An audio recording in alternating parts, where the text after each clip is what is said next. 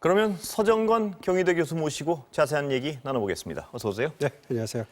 자, 교수님, 이제 일주일도 채 남지 않았는데요. 네, 그러네요. 과열 양상 보이고 있고 뉴욕 한복판에서 뭐 지지자들끼리 막 부딪히기까지 했다면서요. 어떻습니까? 저도 봤는데요. 예. 또 자료화면에서도 예. 나왔지만 지금 현재 미국 정치 양극화라는 것이 뭐 어마어마합니다. 예. 사실 굉장히 상대방을 바라볼 때 의견이 다르다 정도가 아니고 저 사람은 적인 거죠, 예, 그냥? 국가의 해악이다. 예. 뭐 이렇게까지 바라보는 시각이 생겼어요. 근데 양극화 양상이 이제 이런 그 어떤 폭력 상황, 그래서 개표 지연 상황 이런 거랑 연결될 때 예. 또 각 주마다 그 주의 주지사가 행정부가 민주당 소속이냐 공화당 소속이냐에 따라서 민주당 쪽은 좀 더 강력하게 이제 공권력을 행사할 거고 예. 공화당 주지사 행정부 쪽은 조금 풀어주는 그것도 어떻게 보면 좀 정치적인 결정을 하는 예. 거죠. 그러니까. 그러니까 어떤 사태가 벌어질지 모르는 불안한 상황, 불확실성 뭐 이런 게 계속 이어지는 것 같습니다. 지금. 그래서 점점. 지금 미시간 같은 경우에는 주지사가 사실 그 개표소 주변 일정 거리 안에 총기를 오픈해서 보여주면서 다닐 수 없도록 예. 이미 지침을 내려놨습니다. 예, 심각한 것 같습니다. 이 양상이. 그런데요.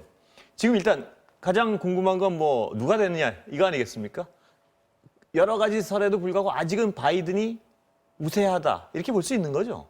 여론조사상. 2016년에 그 여론조사가 많이 이제 기법이 많이 향상됐고요. 예. 그다음에 좀 흥미로운 거는 이제 바이든과 트럼프의 그 지지율이 예. 굉장히 일정합니다. 아, 예. 그러니까 일정하다는 건 뭐냐면 사실 그 선거 막판에 어떤 뭐 한방 이렇게 전세를 뒤집는 이런 것들이 나오기 어렵다는 구조인데 예. 거기 뒤에 숨어 있는 거는 미국 정치 양극화와 더불어서 미국 미디어 환경의 양극화인 예. 거죠. 그러니까 2016년에 그 힐러리 클린턴의 그 이메일 게이트를 다시 수사하겠다고 하는 제임스 코미 국장의 그 공개 서한을 뉴욕 타임스가 그러니까 진보 주류 언론이 이제 막 대대적으로 보도를 한 거예요. 예. 착각을 한 게 힐러리 대통령의 첫 번째 스캔들 정도가 될 거다. 예. 근데 지금은 이제 4년 전 그 교훈을 어마어마하게 크게 느끼고 있기 때문에 어떤 그 사건이나 뭐 이벤트가 터져도 이 주류 언론은 절대 보도 안 할 겁니다. 예. 바이든한테 불리할 것이기 때문에. 아, 언론조차도 완벽히 양극화돼 있기 때문에. 네. 아, 그렇다면 거꾸로 얘기하면 바이든 지금 앞서고 있는 바이든에 대한 어떤 치명적인 한방은 나오지 않을 가능성이 많다 이렇게 해석할 수 있는 건가요 지금? 네, 그러니까 방금 말씀드린 대로 치명적인 한 방을 이제 트럼프가 날려도 예. 그거를 언론에서 보도를 받아쓰질 않기 해줘야 때문에. 예. 유권자들이 알 수 있는데 예. 언론에서 그걸 눈 감아버리고 그냥 묵과하면 그 한 방의 효과라는 거는 굉장히 작은 거죠. 그렇다면 교수님 말씀대로라면요. 지지율은 좀 어떤 일정하게 가고 있고 추세선이 뭐 뒤집히거나 이게 없이요. 네, 네. 그다음에 결정적인 한방도 없다. 이런 예상 하에서라면 바이든의 승리가 더 어떤 용이한 거 아닌가요? 그런 어떤 연장선상에서 해석하면? 네, 저는 뭐 하여튼 그 올해는 뭐 누가 이긴다는 끝까지 말씀 안 드리려고 하는 예, 예. 상황이고요. 예. 네, 그래서 제가 이제 자주 하는 얘기가 예. 이번에는 뚜껑을 열어봐도 모른다. 왜냐하면 그 코로나 사태 때문에 예. 우편 투표가 급증했고요. 미국 역사상 최초로 이 11월 3일 그 대선 날짜 전에 이미 국민 유권자 2명 중에 1명 정도가 투표를 마친 상황이 돼버렸어요. 예. 그러니까 이 개표를 해야 되는 각 주의 그 행정력 차이에 따라서 얼마나 신속하고 효율적으로 개표를 하느냐가 그 대선 결과를 그 향배를 그 결정짓는데 굉장히 그 중요한 요소가 되었죠. 그러니까 선거가 끝나도 누가 이겼는지 모르는 상황이 길게 지속될 가능성도 그럴 이게 가능성도 예. 있습니다. 그런데 사실 그 모든 주가 그 우편투표 그 개표 과정이라는 거나 이런 거에서 비슷한 건 아니고요. 예. 예를 들면 플로리다 같은 주는 미리미리 이제 우편투표로 온 거를 그때그때 봉투를 개봉해서 다 정리해 놓은 다음에 개표 준비를 다 완료하는 예. 그런 주가 있고 예. 펜실베니아나 위스콘신 같은 경우에는 그걸 금지시켰어요. 예. 그래서 선거가 끝나야 우편투표로 도착한 거를 개봉할 수 있도록 그런 주들은 이제 자연스럽게 그 우편투표 개표 과정이 굉장히 오래 걸리게 되는 거죠. 예. 근데 그 두 주가 경합주이기 때문에 예. 돼 있는데 만일에 애리조나라든지 뭐 플로리다라든지 이렇게 좀 우편 투표를 미리미리 그 개표할 수 있는 곳에서 바이든의 압승을 보인다. 이렇게 되면 훨씬 바이든한테 유리한 구도라는 거는 뭐 예. 분명한 거죠. 미국 선거는 뭐 지금 경합주의 승패에 따라서 확확 쏠릴 텐데요. 네, 경합주 추세가 어떻습니까, 교수님 요새? 보시기에? 지금 사실 경합주 추세를 알 수 있는 가장 좋은 방법은 이제 대선 후보들이 어디를 가느냐, 예, 이제 선거 막판에 어디를 가서 표심을 잡으려고 애를 쓰느냐, 이제 그거를 파악해 보면 되는데 주로 이제 그 펜실베니아의 이제 두 후보가 번갈아서 지금 가고 있고요. 최대 오바마- 승부처라고 볼 수 있겠군요. 그럼요. 오바마 전 펜실베니아가. 대통령을 이제 바이든 캠프에서는 이제 플로리다로 보냈고, 예. 뭐 해리스 부통령은 이제 오하이오의 클리블랜드 흑인 유권자 밀집 지역에 보내서 예. 오하이오도 한번 뒤집어 보려고 하는 예. 심산으로 후보와 그 핵심 지지자가 이제 어떤 주로 가느냐가 경합주인지 아닌지를 이제 판별해 볼 수 있는 네. 이제 그런 기준이 되죠. 경합주에서 상황은 어떻습니까?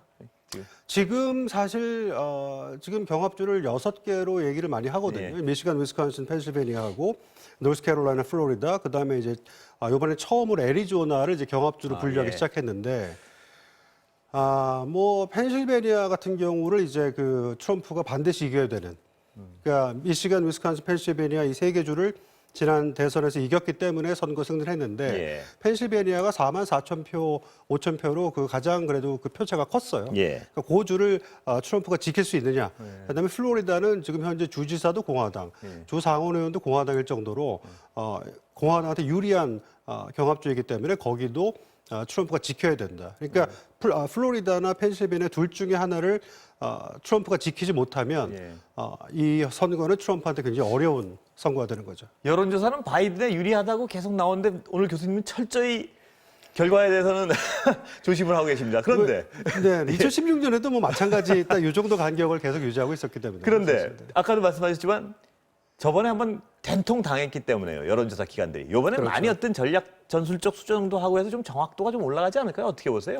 정확도가 많이 올라갈 것 같습니다. 예. 그리고 2016년에 비해서, 그러니까 2016년 대선은 어떻게 보면 굉장히 좀 특이한 대선이었던 게 다들 힐러리가 이긴다라고 생각해서 힐러리 지지자들이 투표를 안 나갔고, 예. 심지어 주류 진보 언론조차도 힐러리한테 그 해가 되는 뉴스를 선거 막판에 그냥 보낼 정도로 예. 굉장히 조금 승리를 느슨한 낙관했던, 선거를 했었던 예. 거죠. 네네. 근데 이번에는 여론조사도 굉장히 기법이 많이 향상돼서 그 학력, 그러니까 저학력 유권자, 그다음에 농촌 지역 사는 유권자들의 그 웨이트를 조금 더 올려놨어요. 가중치를 이제, 네, 가중치를 예. 올려놔서 조금 예측이 더 좀 맞아떨어지도록 좀 조작하는 예. 그런 기법을 좀 발견했는데 예. 말씀드린 대로 그 뚜껑을 열어봐야 예. 사람들이 어떻게 표를 던지는지 알 수 있겠죠. 끝까지 신중하십니다. 그런데요. 그런 어떤 여론조사 기법의 발전이나 이런 데 대한 자신감이랄까요? CNN은 매직 넘버 270석을 넘어섰다 이렇게 보도한 것 같습니다. 다 바이든이요. 어떻게 보십니까? 그건? 뭐 그것도 제가 지금 드릴 네. 말씀 중에 일관된 거긴 한데 예. CNN 그 예상치는요. 제가 살펴보니까 미시간, 위스콘신, 펜실베니아를 다 바이든이 이기는 걸로 산정하고 예. 계산한 거예요. 지금 방금 좀 전에 말씀드린 미시간, 위스콘신, 펜실베니아, 노스캐롤라이나, 플로리다, 애리조나 이 6개 주를 경합주로 딱 잡아놓고 예. 누가 이거 이길지 모른다라고 하면 바이든 233명, 그다음에 경합주 거기가 6개 주가 101명이에요. 예. 그다음에 트럼프가 현재 204명. 예. 그래서 538명 중에 이 101명의 그 유권자가 걸려 있는 6개 경합주를 누가 어떻게 얼마나 많이 가져가느냐에 따라 다르기 때문에 CNN의 그 예측치는 예. 희망적 사고의 아하, 예. 결과입니다. 예, 바이든이 됐으면 바란다 이 말씀이시죠? 그 매체 성격상. 네네. 예. 그렇다면 그 우편 투표나 사전 투표 지지자들이 바이든 쪽 지지가 많은 거는 사실이죠, 그거는. 그거는 사실 어떻게 알 수 예. 있냐면 그 우편 투표를 하는 경우에 자기 그 지지 정당을 밝히게 돼 있는 그 주들이 많이 있어요. 예. 그래서 그걸 가지고 근거해서 계산을 해봤더니 우편 투표를 지금 한 사람들 중에 한 50%는 민주당, 35% 정도는 공화당. 예. 그리고 이미 여론조사 결과를 봐도 공화당 지지자들은 나는 현장 투표하겠다. 11월 3일 날 예. 투표소를 가겠다라고 하는 사람들이 많이 있는 상황이기 때문에 예. 그런 요소들을 종합적으로 파악해 보면 우편 투표는 지금 현재 바이든한테 유리하다. 이렇게 볼 수 있죠. 그런데 우편 투표나 사전 투표하는 사람들이 굉장히 많은 숫자란 걸 보면 바이든 지지가 그래도 결집하고 있다 뭐 이렇게 해석을 할 수 있는 건가요? 네, 그거는 예. 뭐 의심의 여지가 없습니다. 예. 그러니까 현재 지금 6,200만 명 정도가 우편 투표, 사전 투표를 마쳤다고 해요. 예. 미국 전국에서. 그런데 그거를 이제 기준 삼아 볼 수 있는 표가 2016년 트럼프가 6,300만 표 정도를 얻고 대선 승리를 했어요. 예. 그러니까 이미 6,200만 표가 이제 사전 투표를 마쳤다라고 하는 거는 1908년에 그 미국 대선 투표율이 65%. 그게 가장 최고치였습니다. 예. 근데 올해 2020년 대선에서 65%를 상회할 기록을 세우는 그런 선거가 될 거라고 지금 전망이 나오고 있죠. 그게 아까 앞부분에 말씀하신 어떤 양극화, 극렬한 양극화랑도 이 어떤 참여 열기랑 직결되는 부분이겠죠, 그거는? 물론입니다. 그러니까 예. 트럼프가 계속 이제 강조했던 거는 바이든을 뽑으면 나라가 망한다. 예. 이런 메시지였는데 예. 바이든은 대신 트럼프가 얼마나 잘못했고 트럼프가 얼마나 무모한 리더십인가를 계속 보여주는 거죠. 그러니까 예. 트럼프 중심으로 돌아가는 선거를 유지하면 바이든 캠프는 유리하다라고 예. 보는 거였어요. 예. 근데 여전히 9월 달에 조금 트럼프가 쫓아갔는데 9월 말에 트럼프 본인이 확진되면서 코로나의 그 심각성, 중요성을 다시 한번 일깨워서 트럼프에 조금 불리한 측면이 있고 요새는 트럼프가 대신 그 2016년에 자기가 굉장히 효과를 봤던 그 지지자들을 모아놓고 하루에 3개 주를 도는 예. 이런 강행군을 지금 현재 하고 있어서 예. 이 여론조사에서 트럼프 지지율이 올라가는 거는 사실입니다. 예.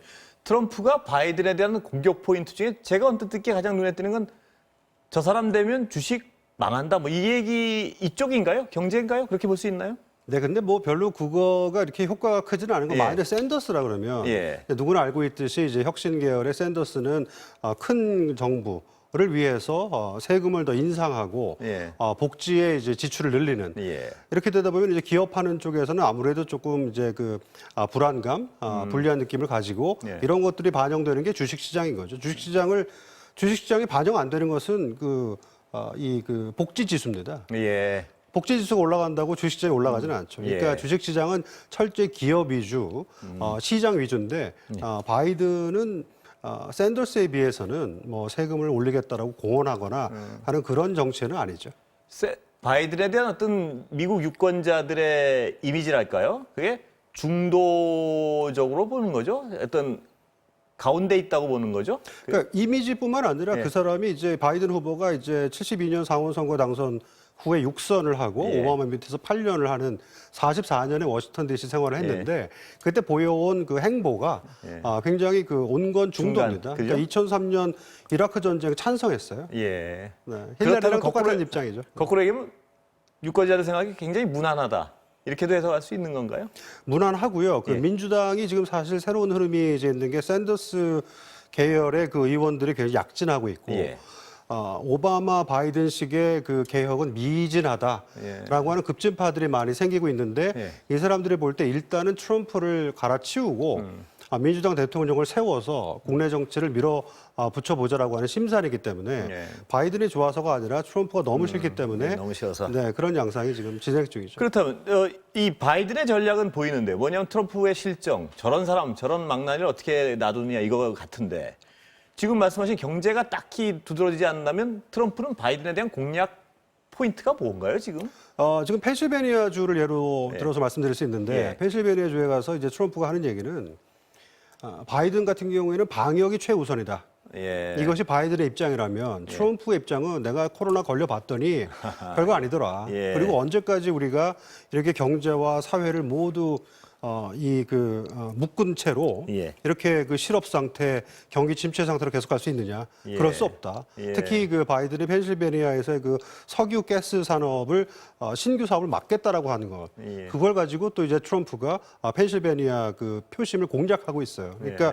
이제 트럼프가 지금 밀어붙이는 새로운 어젠다는 이 방역 우선 대 경제 회복 이런 어젠다를 내고 있는데 약간 늦은 감이 있습니다. 제가 볼 역시 때는. 아까 말씀하셨지만 경제 이슈를 물고 늘어지려고 그러는데 그게 크게 먹히는 분위기는 아니군요. 그러니까 트럼프 입장에서. 세금이나 뭐 예. 주식시장 이런 얘기로는 잘 먹히지 않는데 방금 말씀드린 대로 경제 회복이냐 예. 아니면 방역 우선이냐 이 방점의 차이, 관점의 차이는 분명히 있거든요. 예. 네, 약간 근데 늦은 감이 있습니다. 지금 6,200만 명이 벌써 투표를 마쳤고 예.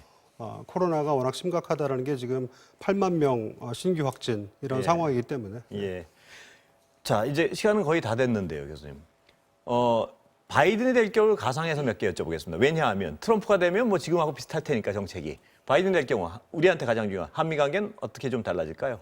아무래도 바이든이 지금 계속 강조하고 있는 주제가 이제 동맹 강화. 예. 다 보니까 바이든이 이제 트럼프처럼 우리한테 방위비 분담금을 노골적으로 요구하는 상황은 아마 일어나지 않을 것 같고요. 예. 그 다음에 또 공화당이 아니기 때문에 쿼드 플러스라 그래가지고 이제 그 아시아 사기 국가에다가 이제 한국을 껴서 중국을 봉쇄하려고 하는 그런 공화당식의 그 보수 강경 이런 노선을 아마 취하지 않을 겁니다. 그럼에도 불구하고 중국에 대한 태도는 근원적으로는 뭐 비슷한 거 아닌가요? 공화당이나 민주당이나?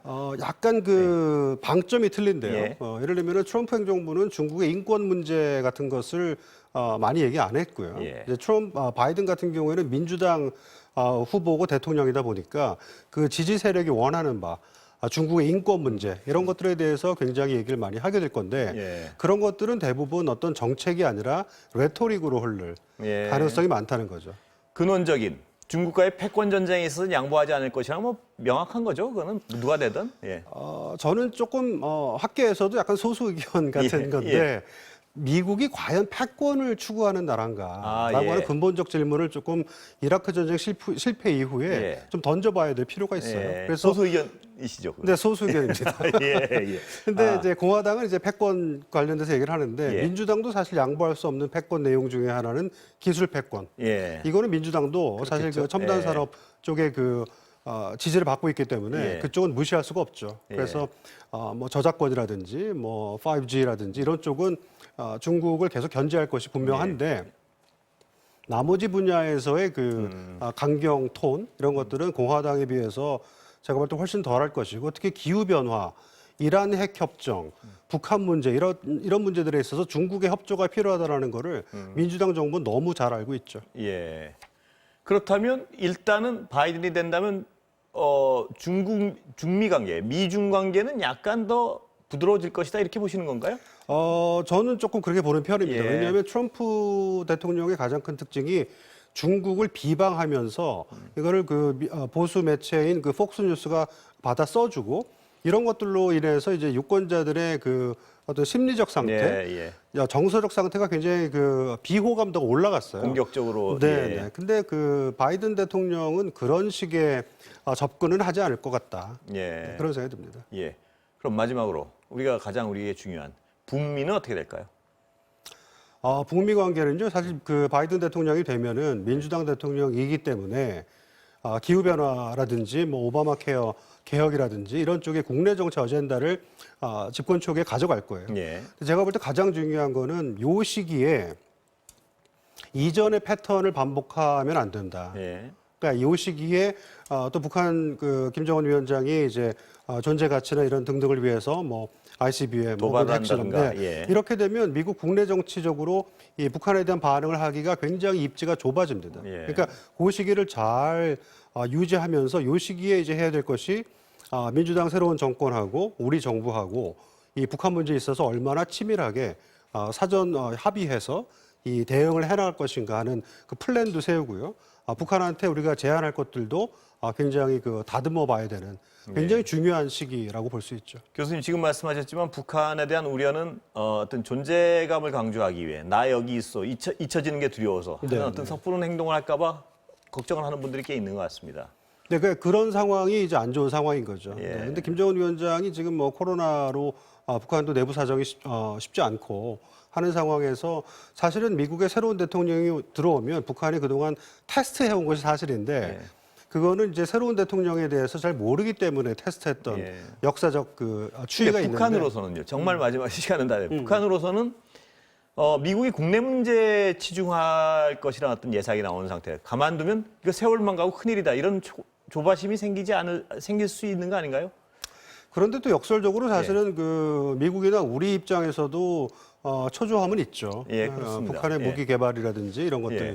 관련돼서. 그러니까 제 생각에는 양쪽의 어떤 그런 것들을 균형감을 가지고 살펴본다면 그 시기에 우리가 소통을 하든 어떤 방법을 통해서 이 한국과 미국 간의 사전 조율된 예. 북한 정책을 미리 준비하고 북한과 함께 뭘 얘기해보는 것이 중요하다. 미국 새 정권이거나 아니면 트럼프 다시 이기거나 초기에 우리의 역할도 상당히 어떤 중요한 관건이 될 것 같습니다. 예. 트럼프 행정부, 트럼프 재선이든 바이든 새 정권이든 제가 제일 중요하다고 생각하는 것은 우리 정부의 전략, 예. 미국 대통령과 미국 정치를 어떻게 우리가 포섭해서 다루어 갈 것인가, 우리 어젠다를 어떻게 던져주고 받게 할 것인가, 예. 이런 그 전략이 필요한 거죠. 아주 중요한 부분 같습니다. 예, 오늘 말씀 감사합니다. 네, 다음에 감사합니다. 또 모시겠습니다.